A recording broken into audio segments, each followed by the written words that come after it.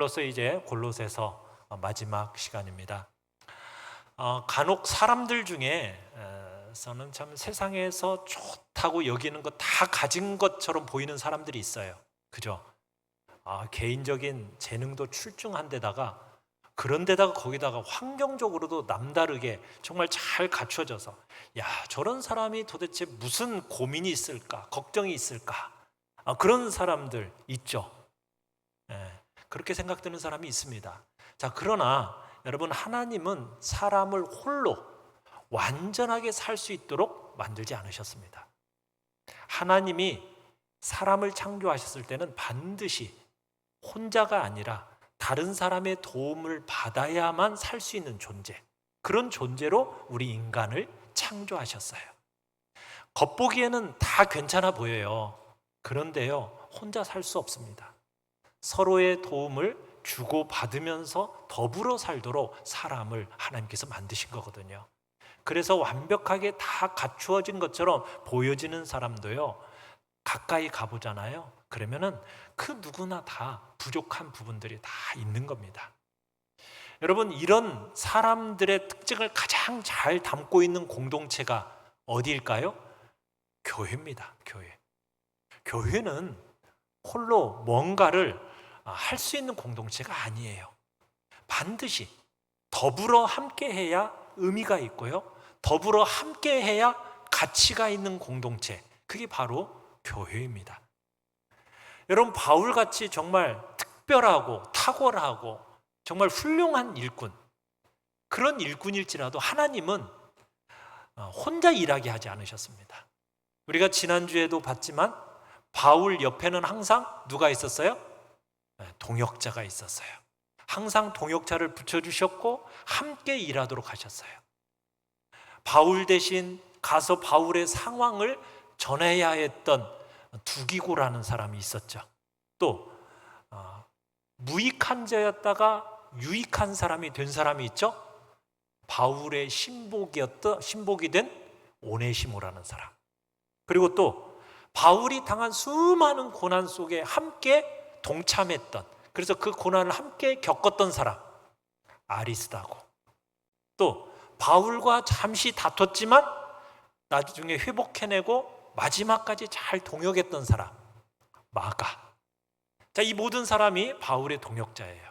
자, 오늘은 이들 위에 또 다른 동역자를 이어서 살펴보면서 이제 골로새서를 마무리 지으려고 합니다.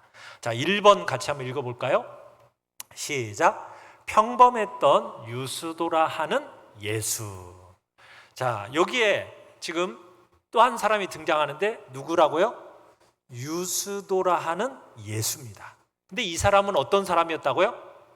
평범했어요. 자, 오늘 본문 11절을 다시 한번 읽어보겠습니다. 11절입니다. 시작.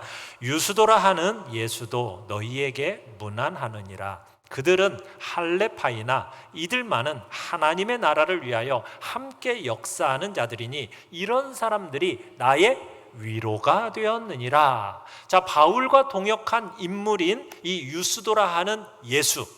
여러분, 이 유스도라는 예수를 가리켜서 무슨 파?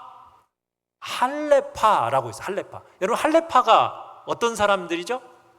할레파는 바로 유대인들이죠. 할례를 받은 유대인, 이들을 가리켜서 할레파라고 얘기합니다.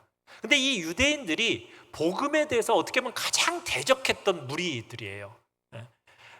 복음을 전하러 바울이 갈 때마다 가장 끝까지 쫓아와서 괴롭혔던 인물들, 그런 사람들이 누구예요? 바로 이 유대인들이었거든요. 자, 그러면 우리가 지금 소개하고 있는 인물들 중에 할레파 유대인은 누구 있을까요? 우리가 앞에서 봤던 아리스다고가 이고요, 또 마가, 그리고 오늘 유스도라는 예수, 이 세 사람이 유대인이었지만 복음을 받아들인 성도였습니다. 자, 그런데 이 유스도라는 예수에 대해서 성경은 별다른 정보를 우리에게 주고 있지 않아요. 그냥 이름만 기록되어져 있어요. 여러분, 어떻게 보면 굉장히 평범했던 거예요. 뭔가 내세울 것이 없고 드러날 것이 없고 탁월하게 보여지지 않은, 그렇지만 하나님께서는 이 유스도라는 예수라는 사람의 이름을 이 성경에 기록해 놓고 있어요. 여러분, 세상은요, 어떤 사람에게 집중을 합니까? 굉장히 탁월하고 훌륭하고 도드라져 보이는 그런 소수의 사람에게 집중하는 것이 세상입니다. 그러다 보니까 여러분, 하나님도 그렇지 않을까? 우리가 그렇게 생각을 해요. 평범해 보이는 한 사람 한 사람이 여러분 하나님의 눈에 다 보배라는 사실 기억하십니까? 믿으시길 바라요. 하나님은 뭐 탁월하고 훌륭한 몇 사람만 하나님은 보시는 게 아니에요. 유스도라는 예수, 이런 사람이 어떤 삶을 살았는지 우리는 알 수 없어요. 전혀 몰라요.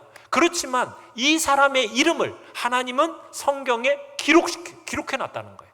그리고 등장시키는 거예요. 여러분, 예수님의 제자가 총 몇 명이죠? 12명이에요. 이 12명을 하나님께서 택하셨습니다. 밤새도록 기도하시는 가운데 그 12를 택하셨어요. 자, 여러분, 그 12명의 제자 가운데 널리 알려진 인물은 누구예요? 여러분들이 알고 있는 인물 누구죠? 베드로, 또 요한. 이 정도는 굉장히 널리 알려져 있죠. 근데 예수님이 항상 3명을 데리고 다니셨어요. 누구예요? 베드로, 요한 말고 또 누가 있었어요? 야고보가 있었어요. 그런데 여러분, 야고보가 무슨 일을 했는지 혹시 여러분 성경에 뭐라고 기록되어 있는 거 혹시 보셨어요? 야고보에 대해서는 별로 기록이 없는데 일찍 죽었어요. 사도행전 12장에 가보면은 제일 먼저 순교한 사람이 야고보입니다. 12사도의 이름들이 여러분 다 기억하십니까? 기억하는 사람이 별로 없어요. 어떻게 보면은 그들의 이름에 대해서 우리가 아는 바가 기억하기도 어려운 제자들이 많아요. 그럼에도 그들을 예수님이 택하여 부르셨죠. 그리고 하나님께서 그들의 이름을 성경에 기록해 놓으셨어요. 세상은요, 자꾸 능하고 이기고 강한 자만 기억해요. 금메달을 딴 사람은 기억하지만 은메달 딴 사람, 동메달 딴 사람 여러분 기억합니까? 잘 기억하지 않아요. 이게 세상이에요. 그러다 보니까 하나님도 우리 인간을 그렇게 대하시는 거 아니야? 아닙니다. 하나님은 사람을 그렇게 대하지 않으십니다. 하나님의 눈에 여러분 평범하게 보이고 무의미해 보이고 그런 존재 여러분 이 땅에 아무도 없습니다. 유스도라는 예수가 어떤 삶을 살았는지 우리는 모르지만 하나님은 그 이름을 기억하셨고 성경에 그 이름을 기록해 놓으셨습니다. 하나님은 그를 아셨던 거죠. 하나님께서 여러분을 아실까요? 모르실까요? 아십니다. 우리도 다 마찬가지예요. 내가 다른 사람들보다 탁월하기 때문에 하나님이 알아주시는 게 아닙니다. 가장 연약해 보이는 여러분 그 한 사람을 하나님은 기억하십니다. 알아주십니다. 그 한 사람을 천하보다도 귀하게 여기십니다. 비록 평범해 보인다 할지라도 하나님은 주님의 눈에는 보석같이 존귀한 존재로 여기신다는 사실입니다. 여러분 모두는 하나님의 눈에 보배롭고 존귀한 존재이십니다. 믿으십니까? 그 믿음으로 여러분들 당당하게 이 땅을 사시길 바랍니다. 두 번째입니다. 2번 같이 한번 읽어볼까요? 시작. 애써 기도하고 많이 수고한 에바브라. 다음으로 등장하는 인물이 누구예요? 에바브라라는 인물입니다. 이 에바브라는 우리가 추론하기로 에베소에서 바울의 설교를 듣고요 회심한 사람이에요. 그리고는 예수님을 바울의 설교를 통해서 에베소에서 듣고 그 바울 밑에 있었던 것이 아니라 이 사람이 자기 고향으로 돌아갑니다. 자기 고향이 어디였을까요? 바로 골로새예요. 그 골로새로 들어가서 교회를 개척한 거예요. 그래서 이 에바브라가 골로새 교회에 관한 소식을 오늘 본문에 보면 가지고 왔다라는 거예요. 그래서 그 소식을 듣고 골로새 교회를 향하여 편지를 썼는데 바로 그 편지가 오늘 우리가 지금까지 봤던 골로새서인 겁니다. 정말 귀하고 신실한 일꾼인 거죠. 자, 그런데 에바브라가 골로새 교회만 개척한 게 아니었던 것 같아요. 그 내용을 우리가 보시면은 12절 13절을 보시면은 라오디게아라는 지역에 가서도 교회를 개척했고요, 히에라볼리라는 지역에 가서도 교회를 개척했던 거예요. 자, 같이 한번 읽어볼까요? 12절 13절 같이 읽습니다. 시작. 그리스도 예수의 종인 너희에게서 온 에바브라가 너희에게 문안하느니라. 그가 항상 너희를 위하여 애써 기도하여 너희로 하나님의 모든 뜻 가운데서 완전하고 확신 있게 서기를 구하나니, 그가 너희와 라오디게아에 있는 자들과 히에라볼리에 있는 자들을 위하여 많이 수고하는 것을 내가 증언하노라. 자, 여기서 지금 바울이 에바브라에 대해서 두 가지를 얘기하고 있어요. 제가 지금 강조하면서 읽었죠? 첫 번째, 어떻게 기도했다? 애써 기도했다. 그 다음에 두 번째, 어떻게 수고했다? 많이 수고했다. 많이 수고했다. 그러니까 애써 기도했다.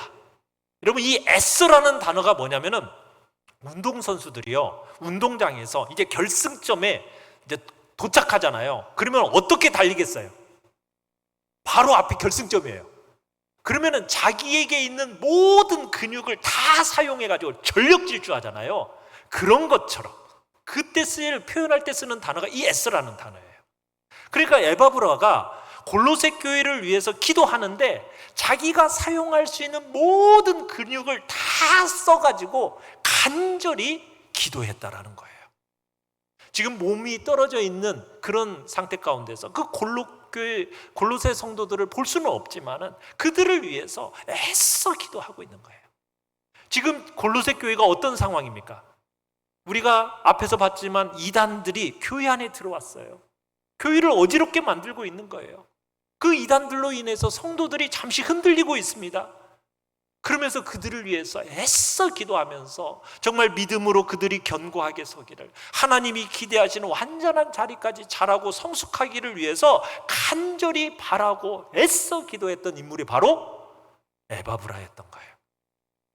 바울은 자신에게 복음을 듣고 그리고 나서 교회를 개척한 에바브라, 그가 사랑하는 성도들이 믿음 안에서 잘 자라도록, 요동하지 않도록, 견고히 세워지도록 애써 기도했던 그 에바브라를 소개하고 있는 것입니다.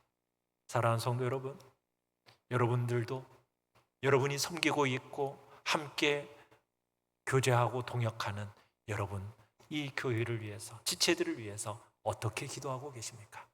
어떻게 기도해야겠다고요? 애써 기도하십시다. 자, 두 번째, 에바브라가 수고했는데 어떻게 수고했다고요? 사람들을 양육하기 위해서 많이 수고했다. 이렇게 해서 많이 수고했다. 여러분, 사람들을요 잘 길러내려면 반드시 두 가지가 있어야 돼요. 첫 번째는 뭐가 있어야 되느냐? 제대로 된 말씀을 가르치는 게 중요해요. 제대로 된 말씀을 가르쳐야 돼요. 두 번째로는 많이 수고하는 사람들이 돼요. 많이 수고하는 사람들이. 여기 계시는 분들은 우리 한국교회가 70년대, 80년대, 90년대 초까지요, 한국교회의 부흥식입니다. 그래서 70, 80년대, 90년대 초까지 한국교회가 이렇게 성장을 하다가 그 70, 90년대 초를 딱 기점으로 해가지고 한국교회가 계속 하향세를 겪고 있어요. 여러분, 7, 80년대 교회를 섬기셨던 분들의 수고는 어떤 수고였었나요? 진짜 많은 수고였습니다. 다 기억하시죠? 지금 신앙생활하는 것과 그 당시에 신앙생활했던 것을 스스로 한번 비교해 보시면 어떤 것 같아요? 그때는 진짜 정말 불평 없이 많이 수고했었어요. 여러분, 그 많이 수고하는 가운데 어떤 일이 있었습니까? 사람들이 길러졌던 거예요. 그래서 기라성 같은 목회자도 생겨졌고 장로님들도 생겨지면서 교회가 정말 풍성하게 많은 사람들이 길러졌어요. 누구나 뭘 할 것 없이 정말 교회를 위해서라면 애썼던 때가 있었어요. 그죠? 기억하시죠? 네. 그때 수많은 사람들이 길러졌던 거 여러분 기억하시죠? 그런데 오늘날 우리 한국교회는 수고하려는 사람은 적고요, 열매를 따먹고 싶은 사람은 많아졌어요. 네. 오늘날 여러분 7, 80년대에는 영웅담들이 얼마나 많았습니까? 그죠? 야, 이렇게 주님을 위해서 헌신 봉사했더니 하나님이 이렇게 우리의 인생 가운데 이렇게 역사하시더라. 이런 영웅담 같은 얘기가 정말 풍성하게 나왔었어요. 근데 지금은 어때요? 하나님이 떠나셨나? 왜 이렇게 그런 영웅담들이 없어졌죠? 왜 그래요? 수고가 많은 곳에 은혜가 넘치기 때문입니다. 많은 수고가 있는 곳에 은혜가 넘치는 거예요.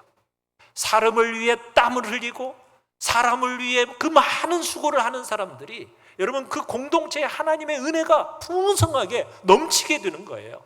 그런 곳에 사람들의 양육이 있고 길러지는 역사가 있는 것입니다. 요즘 사람들은 입버릇처럼 무슨 얘기를 하는지 아십니까? 제가 왜 그런 일을 해야 되나요?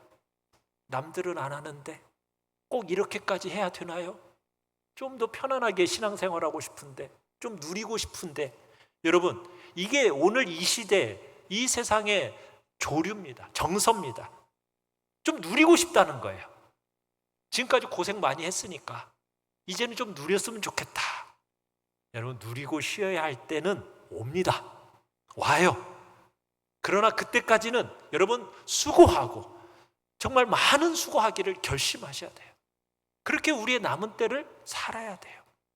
수고하는 사람들이 나와야 그 공동체 안에 은혜가 임하는 것입니다. 그저 열매만 얻기를 원하고 누리기만 원하면서 다른 사람들이 수고해 주기를 원하면 여러분 그 공동체에는 사람이 길러지지가 않는 거예요. 사랑하는 성도 여러분, 하나님이 우리에게 허락하시는 시간 동안 힘을 다하여 많이 수고하는 자리에 있기를 바랍니다. 그 많이 수고하는 자리에 하나님의 은혜가 임하게 되고 그 자리에 많은 일꾼들이 양육되어지고 배출되어지는 놀라운 역사가 일어나게 될 것입니다. 우리의 다음 세대를 위해서 우리가 좀 더 많은 수고를 하십시다. 그렇게 결심하시고 공동체를 섬겨가시길 바랍니다.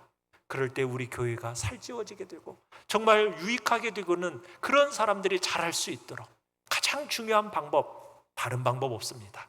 많이 수고하는 것입니다.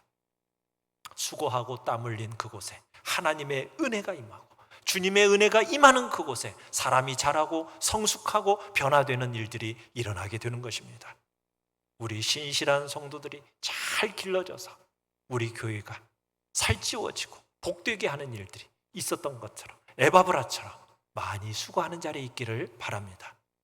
여러분, 교회 안에 직분자를 세울 때는요, 직분자는 지도자, 리더를 뽑는 게 아니고요, 일꾼을 뽑는 겁니다. 일꾼. 하나님은 일꾼을 보내달라고 그래요. 그죠? 일꾼입니다. 교회를 위해서 다른 지체들보다도 더 많이 수고하고 땀 흘리는, 눈물을 흘릴 그런 일꾼을 세우는 것이 직분자예요. 그게 교회예요.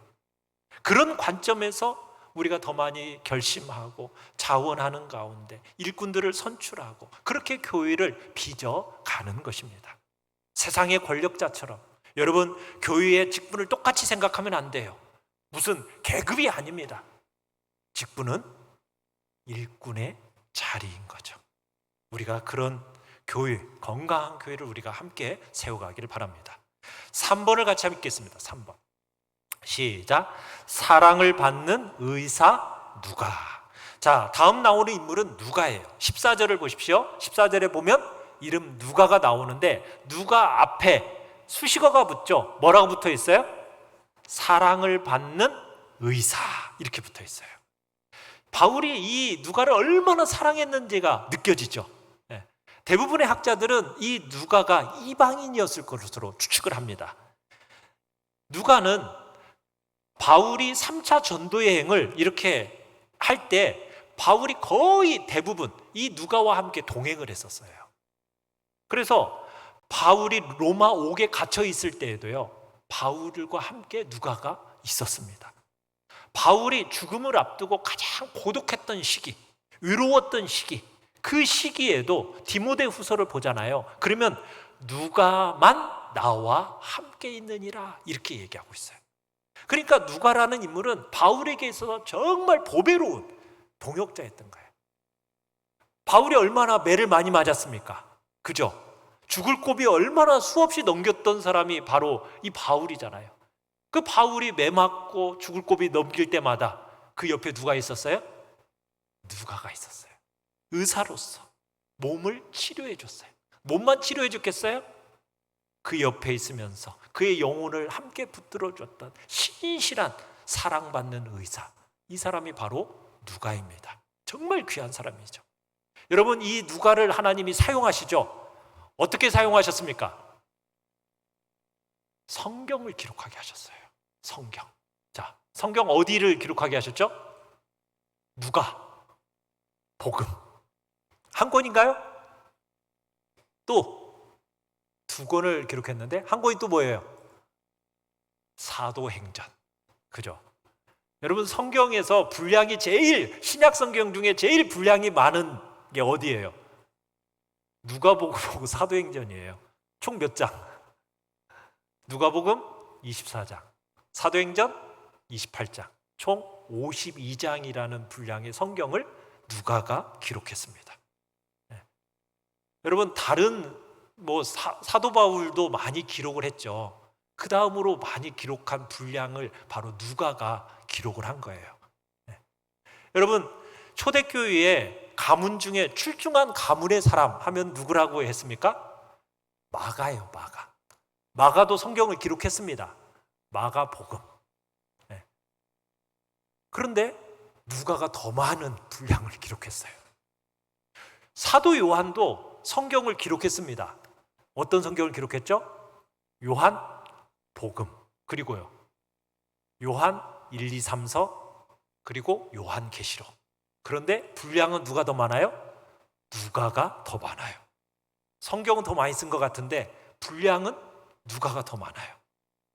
여러분, 세상은요, 어떤 가문, 그러니까 사도였다, 좋은 가문이었다, 그러니까 마치 금수저네, 은수저네, 저 사람은 흙수저네, 여러분 이렇게 생각할지 모르지만 하나님의 눈에는요 그렇지 않아요. 다 보배로운 사람들입니다. 세상은 능력을 따라서 자꾸 가문을 탓하고 집안이 어떤가 자꾸 이런 것들을 보지만은 하나님은 집안 같은 거 하나도 보지 않으십니다. 어떻게 보면 이방인이었습니다. 이제 갓 바울을 통해서 신앙을 받아들인 사람입니다. 그런데 이 사람을 하나님이 사용하셔서 참으로 오고 오는 많은 세대 사람들에게 성경이 기록되어져서 지금까지 우리는 그를 기억하는 거죠. 하나님은 능치 못함이 없고 하나님은 사람을 사랑하시는데 하나님이 그 사람을 사용하심에 있어서 그분의 방법이라는 것은 정말 신묘막측한 거예요. 여러분 모두가 다 하나님 앞에 보배 같은 존재임을 기억하시길 바랍니다. 여러분, 있으나마나 한 사람 우리 가운데 있어요, 없어요? 아무도 없습니다. 세상은 여러분의 이름에다가 어떤 명찰을 붙여놓을지 모르지만 하나님의 목전에는 능치 못할 사람 아무도 없고 정말 모든 사람이 하나님 앞에 존귀하고 보배로운 존재예요. 그 한 사람 한 사람을 하나님이 사용하고 계심을 믿으시길 바랍니다. 그 자리에 여러분 모두가 기억되어지고 하나님이 여러분들을 사용하고 계시는 거죠. 자, 네 번째입니다. 4번. 시작. 바울을 버리고 떠난 데마. 자, 여기서 이제 14절을 보시면은 또 한 사람 누가 나오고 있어요? 데마라는 사람이 나와요.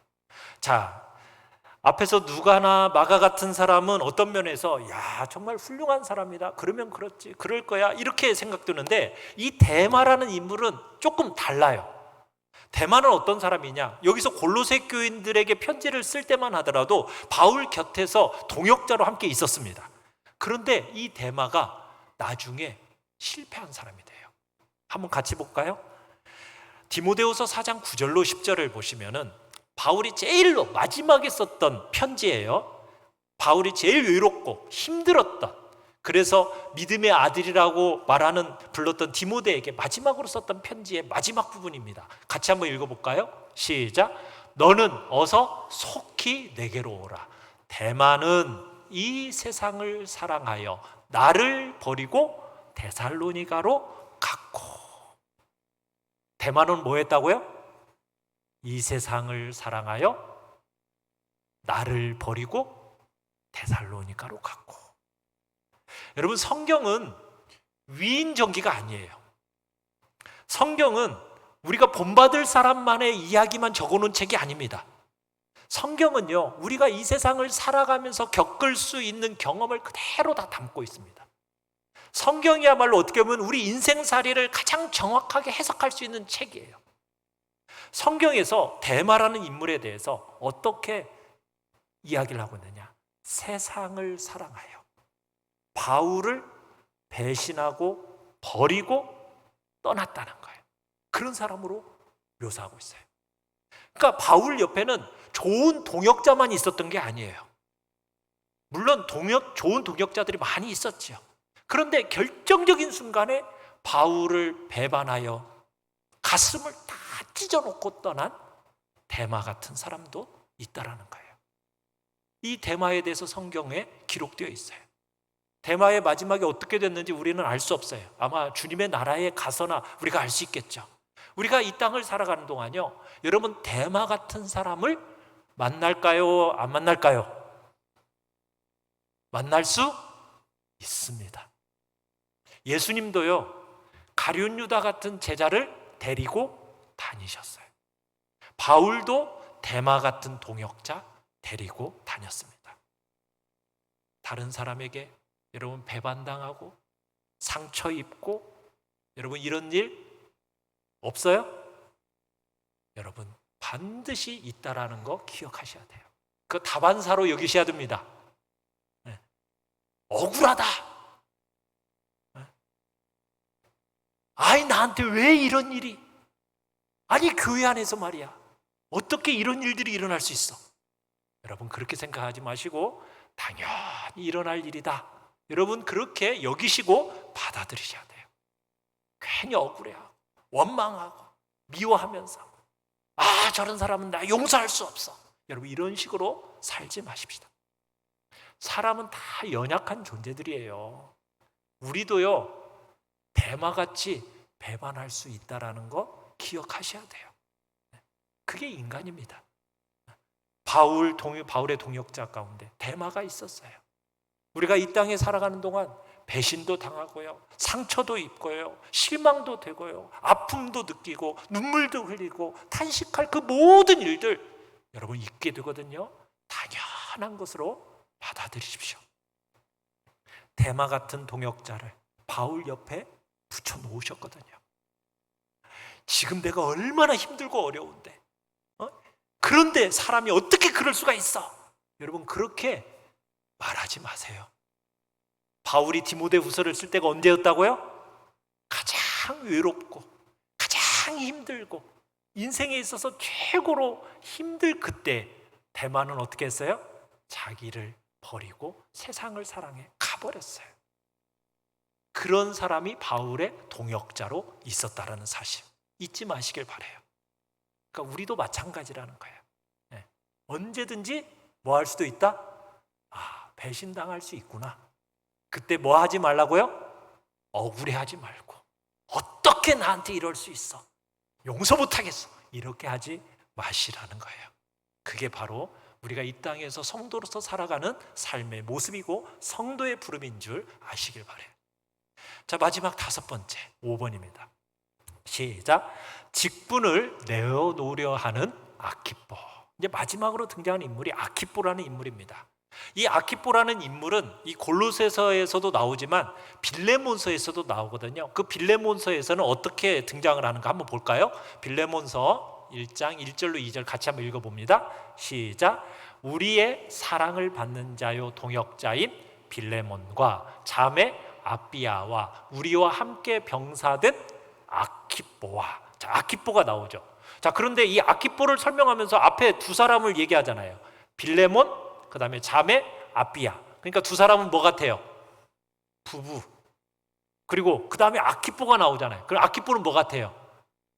아들이지 않을까? 이런 생각이 들죠. 네. 자, 그러면서 어떤 학자들은 이 아키포를 빌레몬의 아들 이렇게 보는 사람도 있어요. 또 한 사람은 그 뒤에 보시면은 병사, 우리와 함께 병사된 아키뽀 이렇게 되어 있잖아요.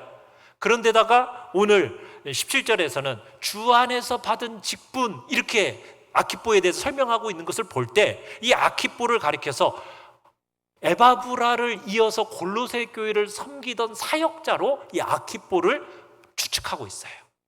그래서 이게 뭐 어쨌든 간에 어떻게 설명하든 간에 아키뽀는 직분이 맡겨졌던 거예요, 하나님께로부터. 그런데 어떤 이유에서인지 모르지만 그 직분을 머뭇머뭇거리면서 지금 그만두려고 하고 있어요.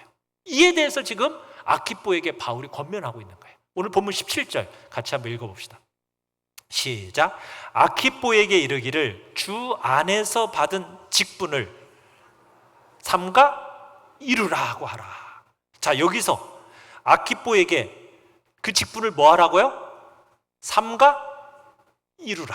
자, 이룬다는 말이 뭐냐? 완성하다라는 뜻이죠. 완성하다. 무슨 얘기예요? 지금 바울은 하나님께 받은 그 직분을 도중에 그만두지 말고 뭐 하라? 완성해라. 이렇게 권면하고 있는 거예요. 여러분, 우리도 이 같은 일을 겪을 때가 있죠. 주님의 일을 하다 보면은 낙심드는 때가 있어요, 없어요? 있죠. 마음 다칠 때가 있어요, 없어요? 있어요. 얼마나 많아요. 그때마다 뭐 하고 싶어요? 아이, 다 때려치우고 쉬고 싶다, 이런 생각 들잖아요. 그죠? 하나님이 맡기신 일 어떻게 하고 싶어요? 멈추고 싶은 거예요. 때로는 사람들을 위해서 내가 수고하고 애쓴다고 막 하긴 했는데 뭐예요? 이게 열매가 없어. 너무도 열매 얻기가 너무 없는 거야. 그러면 어때요? 야, 더 이상 못하겠다, 그만두고 싶은 거예요. 여러분, 그런데요, 신앙생활에 있어서 가장 중요한 게 뭔지 아십니까? 완주입니다. 완주. 여러분, 마라톤에서도 뭐가 중요하다고 그래요? 완주가 중요하다고 그러죠. 그런데 우리 한국 사회는 완주를 중요하게 봐요? 가장 먼저 도착하는 걸 중요하게 봐요? 선착하는, 먼저 도착하는 그것을 아주 중요하게 자꾸 몰아가요. 그래서 신앙생활도 자꾸 먼저 도착하는 그것을 중요하게 생각합니다. 그래가지고 신앙생활에서 내가 제일이야, 내가 제일 먼저야, 뭐 이렇게 외치는 경향이 있어요.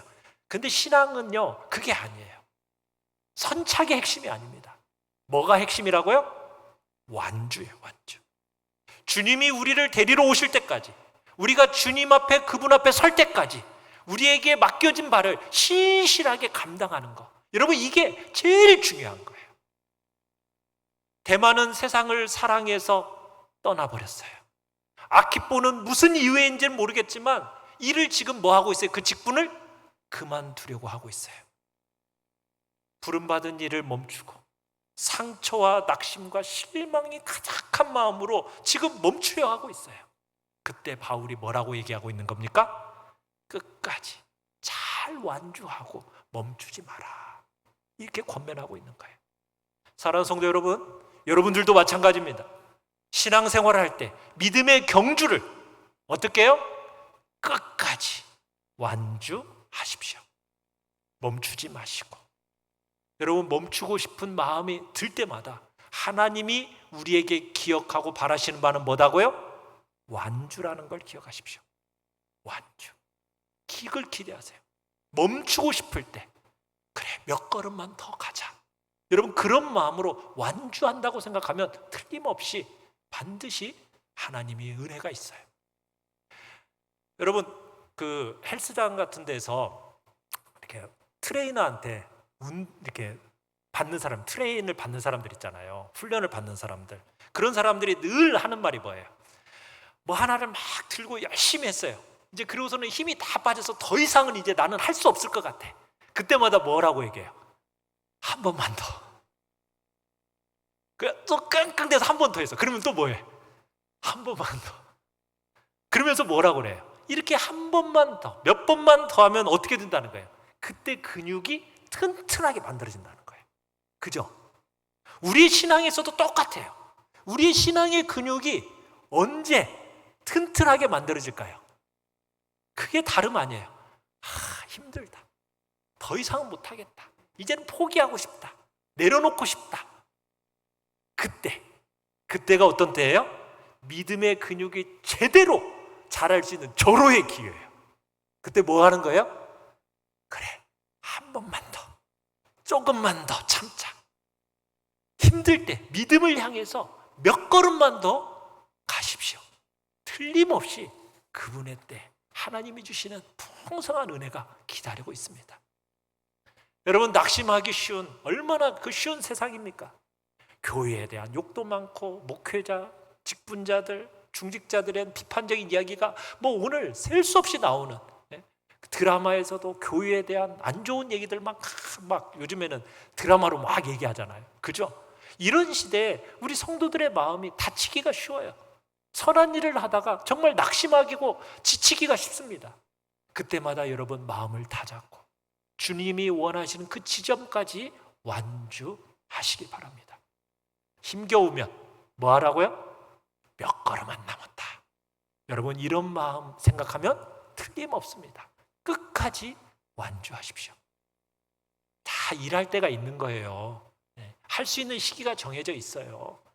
이런저런 이유로 낙심하지 마시고, 여러분, 하나님이 부르시는 그 순간까지 끝까지 완주하는 자리에 우리 모든 성도들이 있기를 바랍니다. 자, 그러면 우리가 어떻게 하면 완주하며 살 수가 있을까요? 우리 18절을 같이 한번 읽어요. 18절 시작. 나 바울은 친필로 문안하노니 내가 메인 것을 생각하라. 은혜가 너희에게 있을지어다. 여러분, 골로새서를 시작하면서도요, 은혜와 평강이 너에게 있을지어다 이렇게 인사를 하더니 마무리도 뭐라고 인사하고 있어요? 은혜가 너희에게 있을지어다 이렇게 하면서 골로새서를 마무리 짓고 있어요. 우리가 믿음의 경주를 지치지 않고 끝까지 신실하게 달려갈 수 있는 힘이 어디에 있을까요? 무엇이 우리로 하여금 완주할 수 있게 하도록 할까요? 그건 다름 아닌 하나님의 은혜입니다. 은혜. 여러분이 낙심하지 않고 끝까지 믿음으로 완주하는 일에 뭐가 필요하다고요? 하나님의 은혜가 필요해요. 은혜가 필요해요. 우리의 삶의 첫 순간부터 마지막까지 주님의 은혜가 아니면요, 우리가 완주할 수 없어요. 하나님께서 우리에게 뭔가를 요구하시고 찾으시면 우리는 그분 앞에 설 수 없어요. 무엇이 우리로 하여금 완주하도록 만든다고요? 하나님의 은혜. 그래서 여러분들이 기도할 때마다 뭘 달라고 기도해야겠어요? 하나님의 은혜가 필요합니다. 은혜를 부어주십시오. 자주 넘어지고 실패할 수밖에 없는 그런 존재인 저에게 하나님의 그 완전한 은혜, 그 은혜밖에는 내가 이 세상을 이겨내고 살아갈 수가 없어요. 끝까지 완주할 수 있는 힘을 주님 내게 허락하여 주십시오. 믿음의 경주를 끝까지 지키며 완주할 수 있도록 하나님의 사랑과 하나님의 은혜를 내게 부어주십시오. 사랑하는 성도 여러분 모두에게 그런 은혜가 충만하게 임하기를 간절히 축원합니다. 여러분 모든 삶에 낙심하지 마시고 믿음의 길을 완주하셔서 정말 교회를 교회답게 그런 하나님의 은혜가 풍성한 복된 자리에 우리 모두가 있기를 간절히 축원합니다. 우리 시간